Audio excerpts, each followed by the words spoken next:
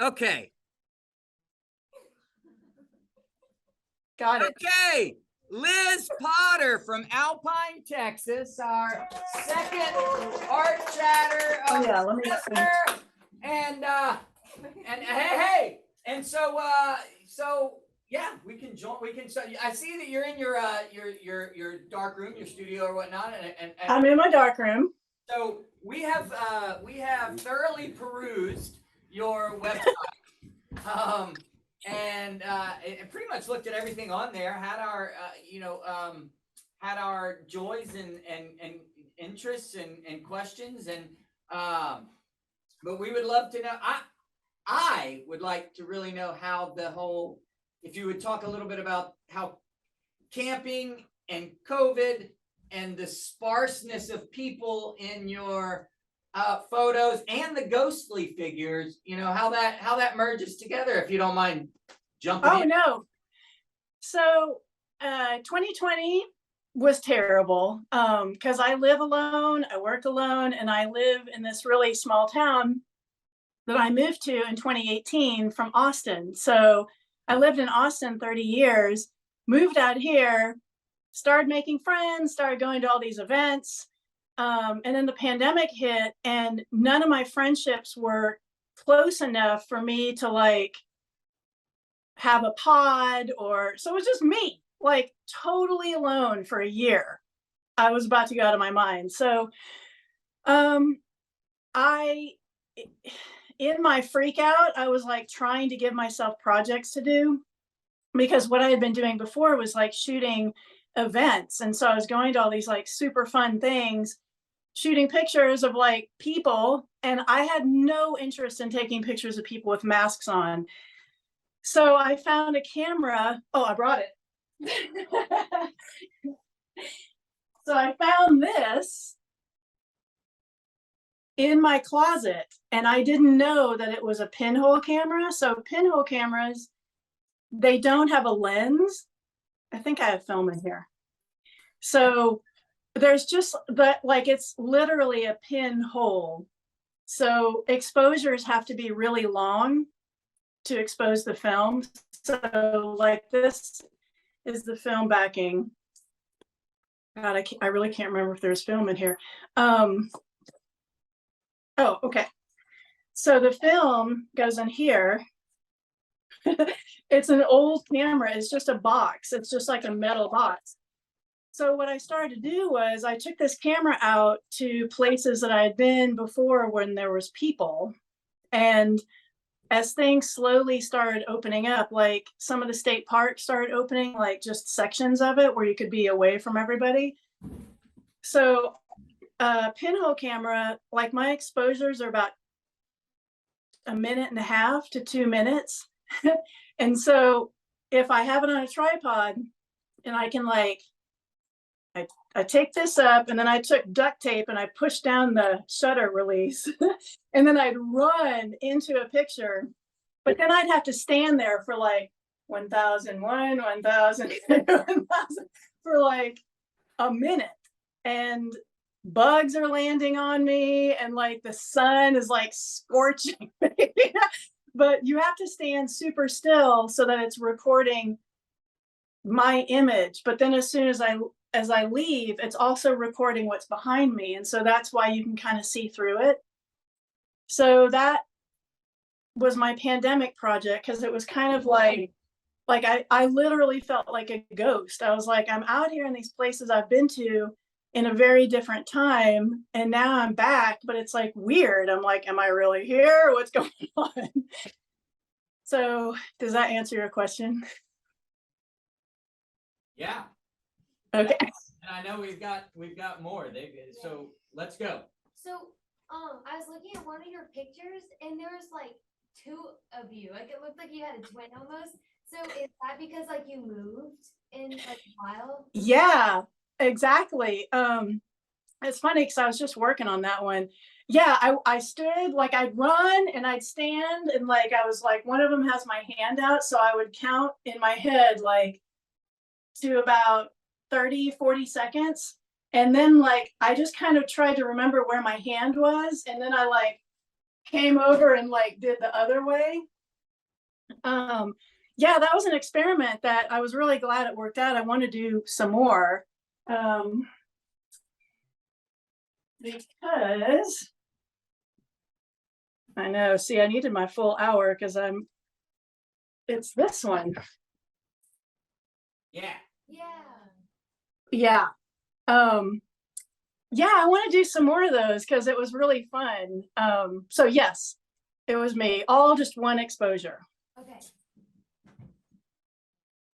Kind of going off of that one, how do you know like if you get the shot correctly? Because like it's a film camera, so you can't see it like immediately after you take it. So do you take like multiple shots of the same picture to like try and get the effect you want? Yeah, sometimes I do. And like a lot of my cameras, I can kind of learn. Like some of them, I'm actually looking through the lens. And so if I have it on a tripod, I know exactly what's in the frame. But like on this one, there's like there's like this tiny little viewing hole.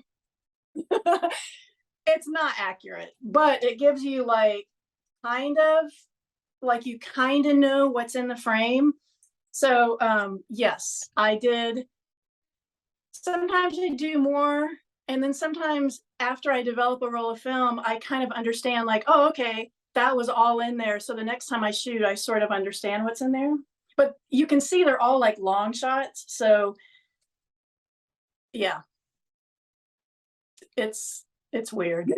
So on that the pinhole camera, does that contain? Do you get one negative per shot that you need to remove? Oh no, this actually you can put a roll of film in. Okay. And it uses 120 film, which is it's about this size. So this is just the backing paper, but like so the roll of film is like that long. So in this camera, I get 8. I think I get 8 photos, All right. maybe. Okay. Yeah. Oh yeah, it's not. So a lot of pinhole cameras, people either put like one sheet of film in or one sheet of photo paper. I don't have enough patience for that. Well, and I was going to ask, since you mentioned being baked in the sun, how you got it dark enough to change the negative if it were one at a time, but you don't have to. You have 8 in there. No. Yeah, exactly. Yeah, it's I just did some pinhole about a month ago. I haven't developed the film yet, but I was out at the park and there's all these like weird flies that are invading the park. And oh my God, they were landing on me and they're biting me. And I was like, just stay still. Just stay still. So yeah, it's kind of fun in like a horrible way. Yeah. How often do you go out there and take pictures, or how often do you camp? I camp once or twice a month because I live sort of close. I mean, by Texas standards, it takes me 3 to 4 hours to get to some of the really remote campsites, but they're like really pretty drives. And sometimes I stop and take a picture of a cactus and yeah, and plus like I've gotten it to where it's part of my work. So like when I do my taxes, I can write off my camping trips. Yeah. Do you have to travel far to find locations, or do you kind of just stay like local? There in the last few years I've been shooting a lot of the same places. So like if I go camping, I may be at a campsite where I see like it's super cold and I'm like, oh, I don't feel like doing self-portraits. But I'll take other pictures and I see what the light looks like. So like I'll know, okay, this would be a nice picture in the evening or in the morning. And so the next time I camp, I know when to shoot. And so, but most of the places I shoot are they're all in the park. So they're about 3 hours, a 3-hour drive. And this is Big Ben. What? Oh yeah, this is Big Bend the Ranch State Park. So it's not the national park. It's a Texas State Park, and it's a pretty new park, and so it's got it's not nearly as developed as a national park, which I love. I mean, seriously, you could die out there and no one's gonna find you for like a long time. It's so remote, but I love that because it's like it's car camping, so I can drive right up to my campsite. You can build a fire. There's no one around for miles, so you can kind of do whatever you want. So when I do self portraits, like I don't feel weird, like, ooh, somebody's gonna see me like being weird. No one's out there. The coyotes are out there. So like when you bring your like on your website, I saw that you kind of do some work while you're like camping and stuff. And I went backpacking this summer. I was like, how does she get that all out there? So do you just like put it in your car and then you just Yeah. take it out? Okay. Yeah, and that's what's so nice about this park. Like a lot of parks, like in different states and everything, to get as remote as I am, you would have to backpack in. But this particular park, you drive and you're driving for miles. I mean, like at 10 miles an hour. There's no one there. And then you get to your campsite and it would be as remote as if you were backpacking. So I kind of have the best of both worlds. Oh, yeah, my car, it has so much stuff in it. And I'm like, I just pack it with whatever I think I might need. Yeah. It's great. But yeah, backpacking, no way. I would not be able to do that. So, off of photography a little bit, but a practical question: Have you become, or were you a do you know your way around cars very well? Meaning, I'd be afraid. I do not. I cannot fix anything. I'd be afraid that I'd get out there and get stuck. I have thought about that, and it's something that I will never tell my father because he would have a heart attack. I do carry like a jumper, like a big battery that if like my car battery dies, I can jump my own car. But yeah, if something happens, I would just have to wait until maybe somebody drove out there or like maybe another camper came out. During busy seasons, I know that somebody's probably going to be camping like after me. And so I know, okay, somebody will come. In the summer, I'm the only one out there in the entire interior of the park. So I always tell the rangers, I'm like, I'm out here. Yes, yes. I'm going to check back in. I mean, I'll leave notes on the ranger door saying like, I'm leaving the park. I'm okay. And I also judge the distance between a campsite and like the main road. So it's like, okay, can I hike like 7 miles? Like I have a huge backpack and like food and water. So like if I had to hike out, I could. Yeah. All right. Go ahead. Yeah. Go ahead. I was just gonna say, can we talk about your emotion lifts and the process? Oh yeah, of course. That was just something like a year ago. I was on Instagram and it was like, I saw some like suggested reel and I was like, what is this? And so I just looked it up and I watched a whole bunch of YouTube videos and I read some articles and bought a Polaroid camera. I haven't shot Polaroid since I was your age or older. It's so fun. It's definitely something you need practice doing, but so you shoot a photo and you let it develop, and about 30 minutes later, you cut all that white part off. And so you have the image and there's like a clear layer of plastic. You peel the layer of plastic and you put the image into hot water, and the emulsion layer just kind of lifts off, and that's what turns into that watery like veil. And then you slip paper underneath it and you can kind of manipulate it and learn how to do folds and everything. So it's really fun. It's kind of expensive to learn how to do because you have to go through a bunch of film, but once you get it, you get it. Hey, so I lived in Texas for like 15 years. I moved here about like a couple years ago. And Okay.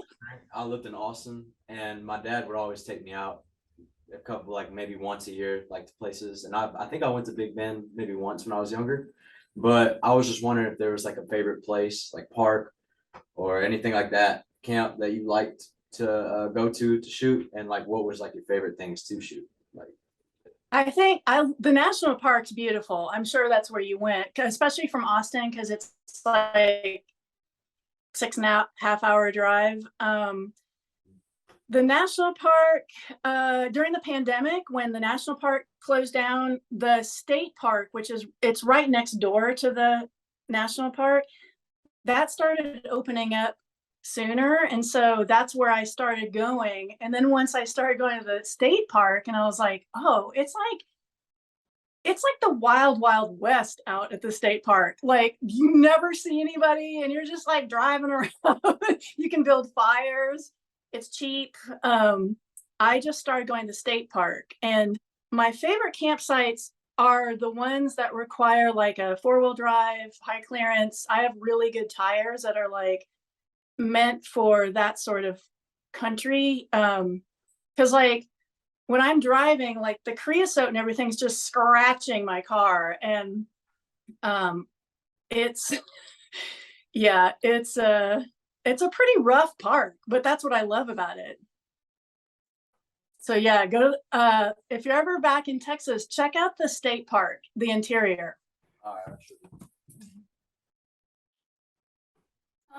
I noticed that a lot of your pictures are in black and white. Why is that? When I was in college, I was a photojournalism major, and so we just shot black and white film. So I learned how to develop it and print it in a dark room.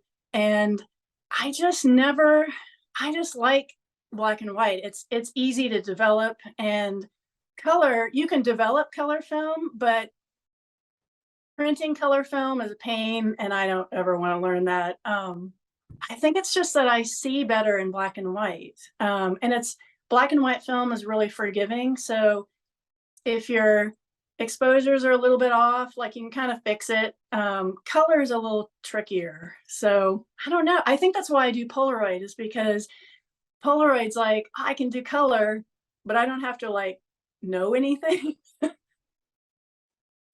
you have like a large collection of cameras, or do you just have like a few staple ones? I used to not have a large collection, but then the pandemic made me like a crazy camera collector. Because vintage cameras, a lot of them work totally fine. And you can get them cheap. And so I probably have, I'd have to count, but I would say I have at least 12 cameras. But I consistently shoot for about 4 or 5 cameras. So like when I go camping, sometimes I'll bring 7 cameras, but I may only shoot 2 or 3. I just like having the option because they're all different formats. Like some are square, some are like my panoramics, like they're long, or I just got this new camera. It's a plastic. It's like a fake panoramic, so it's 35 millimeter, but it's masked to make it look like a panoramic. It's super lightweight, so I can be driving down the road and just I can just like take pictures out the window as I'm driving. So yeah, I have a lot of cameras. Since your cameras most of them are vintage, do they ever break down? Oh yeah, all the time. Usually when I buy a new camera or new old camera, like off eBay, I obviously look for the ones that say they work, but a lot of them will eventually need like a clean lubrication. Maybe I've had most of my cameras worked on, but a lot of times once they're worked on, like they stay fixed. So, but yeah, that's like, if you ever buy a vintage camera off eBay and it's like super cheap, kind of think you might have to spend $100 to get it like cleaned and lubricated and adjusted.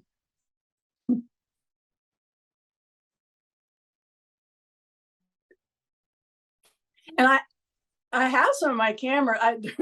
They're down there. My darkroom is like, it's in an old like weird 80s bathroom. Can you talk a little bit about the Japanese style of art? Oh yeah, the Sumunagashi. I just started doing that. So what I'm doing is, brought this. So what I'm doing is I am making, like, this is an inkjet print from just my printer. And this paper is, it's a photo paper, but it's like, it's just a cotton photo paper. And so this is what I use. And then I do, you have a big pan and you put like different ink into it, which creates these designs. And once the ink is on the surface of the water, I take the photo and I place it down onto the ink, and then it transfers like, you know, up into the photo. So like this is also getting wet. So it's kind of like two different processes. When you do, like, here's just like like if you go online and look up Sumunagashi, you'll see stuff like this. I just added it to my photos because I thought that would be cool. It's really cool. How do you get it to like make the shape that you want it to be? Like around. I've been, yeah, exactly, because I wanted to kind of control it, and it's which is funny because it's like a method. It's this like ancient Japanese method where you're supposed to like, you know, let the water control it. I'm like, no, I need to control it. So I just practiced a lot. And so like, if I want, trying to get one that was good. So like the design was like all in the pan like this. And then the paintbrush that I had that has water, I'm trying to describe it where it makes sense. Like the paintbrush. We watched one of the process videos, so you can.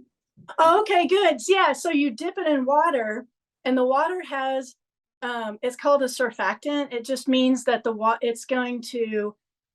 it's not going to absorb into the water in the pan. It's actually going to create a design. So I take the paintbrush and I put it in the water, and it pushes the design up. And so like, as soon as I see a design I like, I try to like put the photo down onto it. I mean, I have a lot of mess ups. Like there's some good ones, but there's a lot of mess ups too.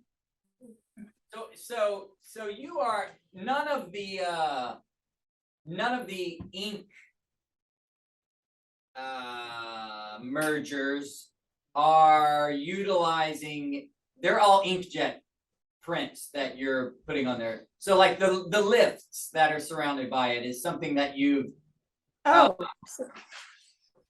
so that I just did one that was kind of cool. Yeah, so the lifts, that's just a reproduction. Okay. So like the lift that's there, that is just like a digital reproduction, and then I printed it so that only this was on the page, and then I did the design and like put that down in the water and lifted it up. Now look, that one's cool. Yeah. Have you reversed that process? Oh, you mean like Do the doing a do the ink first and then place the photo within the ink? You mean like digitally, like on my like printing it from my inkjet printer? Well, yeah. So you do the ink first, you know, okay, bottom left is where I need the image, so I'm going to print one of my lifts in the bottom left. Or does that take away some of the risk? I haven't done that, but I think I think just because I'm a visual person, I think it's easier for me, like when I'm trying to make the colors like sort of match. Yeah. I think it's easier just to kind of like be staring. I mean, I guess I could just make a print and look at it, but I don't know. I think it's more intuitive for me to do a design. I don't know. I have no good answer. Fair enough. Fair enough. Yeah. Okay. Is it to scale though? When you print the Polaroid lifts, is it to scale or Oh do you no, increase it? this is slightly bigger. Okay. So the actual Polaroid lift Yeah. is probably Okay. maybe like a third of this. You sent me one of the lifts with the book, or I mean the actual thing. Is that's the size of them? Oh, did I send you a lift? Well, no, I mean no, it wasn't lifted, but you sent like here's the book. Look, here's the book, and then you sent yeah. this.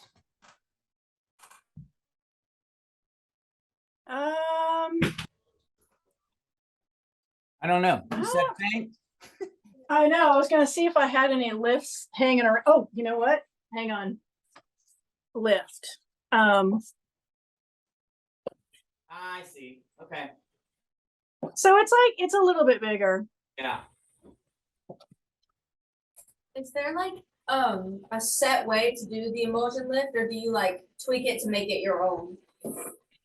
The process is the same, but as far as like, I mean, this one's really boring. It's a diving board. But like, see how that's like folded over? Like that is where you manipulate the image. So like the process of doing it is always going to be the same, but once the emulsion's like floating around, that's when you can kind of create, like I kind of squished that edge right there. Or you can just make it flat, so you don't even have to do all this stuff to it. Does that make sense? Yes, ma'am. Okay. I know earlier you were saying that you used to be like an event photographer like pre-COVID. Do you still do that now, or do you just do like your own stuff now? Well, I guess I shouldn't have, that was a little misleading. I would shoot events, but just for me. So like I wasn't hired or anything. It was just that I had my camera with me all the time. And so it was sort of like I was documenting just stuff that I do in my life. So, but also like having a camera when you're doing things, like it kind of gives you almost an excuse to like talk to people or kind of get in people's business. So, because they see you have a camera and they're like, oh, you're doing something. So you're not just like, hey, who are you? So yeah, I haven't done it. Like I feel like I haven't re-entered society as far as getting out and doing. I'm hoping to this year. Like all the events sort of start coming up in the summer, spring and summer. So maybe, I don't know.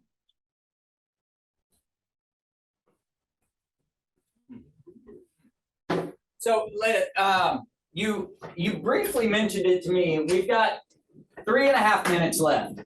But you in Austin, you were like selling wares, purses, doing some stuff, and then but have you are just doing your gig now? Is that correct?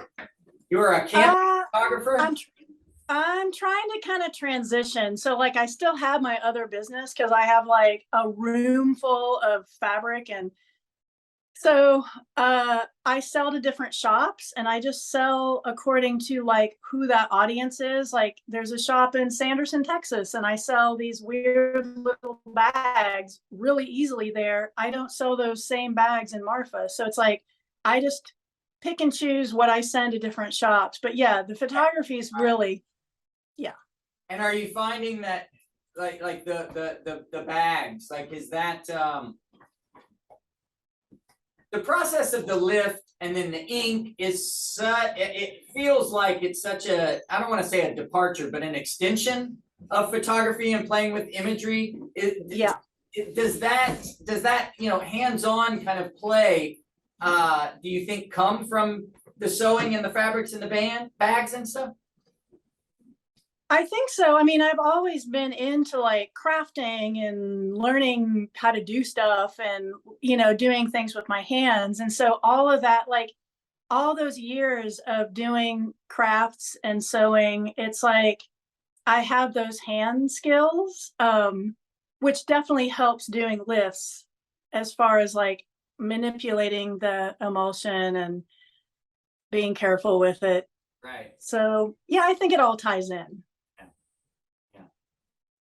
Well, I don't want to go, but we're about to have a bell, and we could have done this probably for 3 times as long. I know, I'm sorry. There's Ah. some technical. I think I'm just gonna buy a Zoom subscription instead of worrying, because you're not the first, and you won't be. Well, you could be the last if I get rid of the other thing. So, thank you very, very much, Liz. Oh, you're welcome. So, are you freezing over there? Is that, you look warm, but is that, you know, I I don't. mean, it's pretty cold. I'm from Texas, so I think it's cold if it's under like 70 degrees. Right. I've just seen the stuff, and I know Dallas is a long way away, but I didn't know what was happening. Oh no, Austin, all my friends, all their trees are down. It's a wreck. Yeah, but Alpine, it was cold and icy and snowed a little bit, but it wasn't like that. Okay. Yeah. We appreciate Thank you. you. Thank you uh, so your- much. Oh yeah, thanks. your Thank you. generosity, and we all look forward to continuing to see what you do, and hopefully we'll meet over in comfort. There you go. Thanks, Robbie. Thanks, guys. Thank you. Bye. Bye.